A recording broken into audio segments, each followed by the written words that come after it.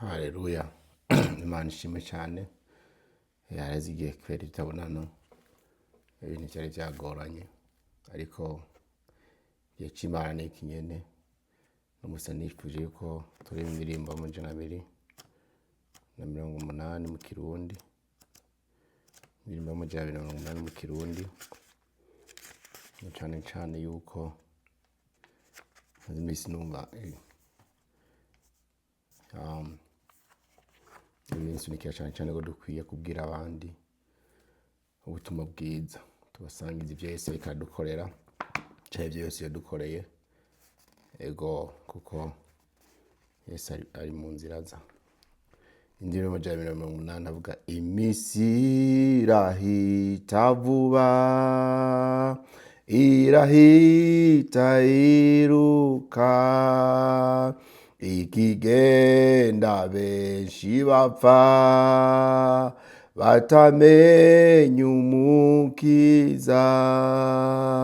Hari igikorwa cacu tugikora n'umwete, ubandanye dukore, imisi itarahera, irahera imisi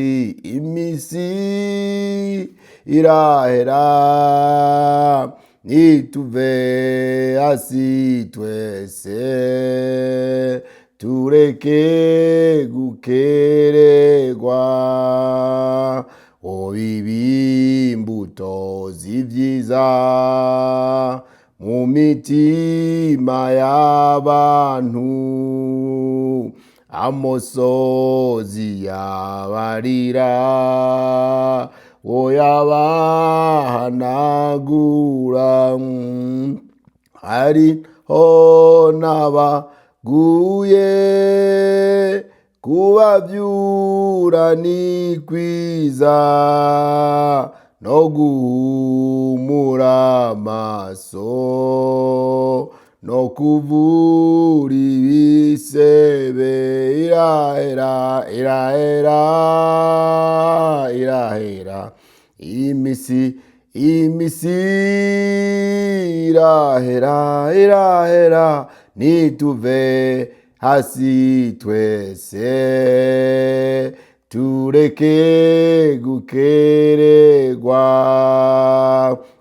Ibyo byoshobokera nde wewe wobishobora, niba ufise mpwemu yera n'urukundo rw'Imana, ikunda kubiduha tubigombye vy'ukuri, tuyisenga n'umwete, dukora ivy'imbabazi. Irahera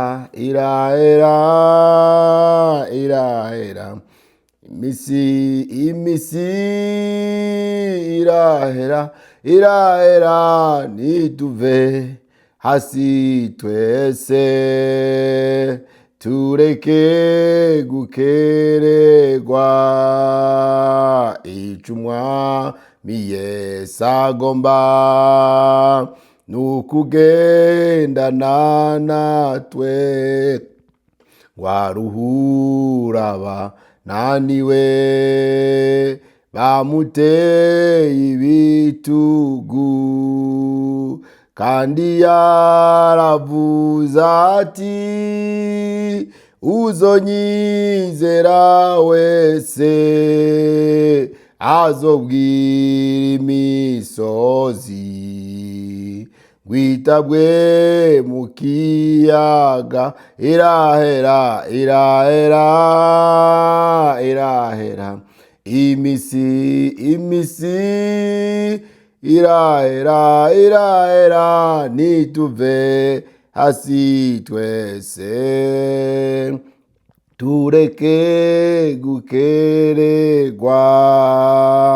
ntacuti nyibi imbere, Yesu azogushoboza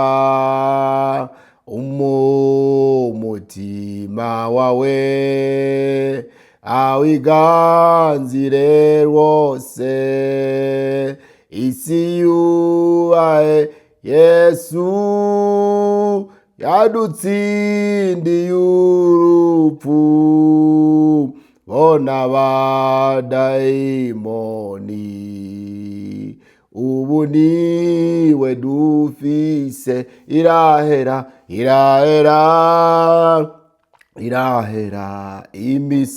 imisi yose irahera, nituve hasi twese tureke gukererwa, kuko kwizera guke nta ruhebwa yokizwa. Ibuka yuko Pawulo yari umwansi w'ibyiza, Yesu yamuhwikiye atabizi na gato, acakizwa uwo mwanya ab'intumwa ya Yesu, irahera imisi irahera, ituve hasi twese tureke gukererwa, ngo nubu mugende mwese muri kumwe na Yesu, mumubwira batamuzi nabo baza bakize, aco mugaburura canke ngo munanigwe mutarabashikana kumukiza bipfuza, irahera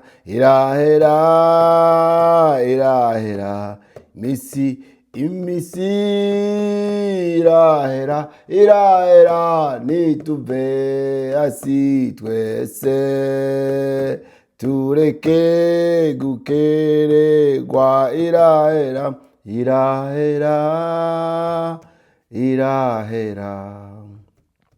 imisi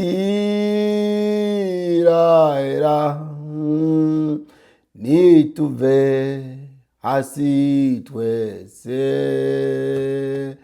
tureke gukererwa.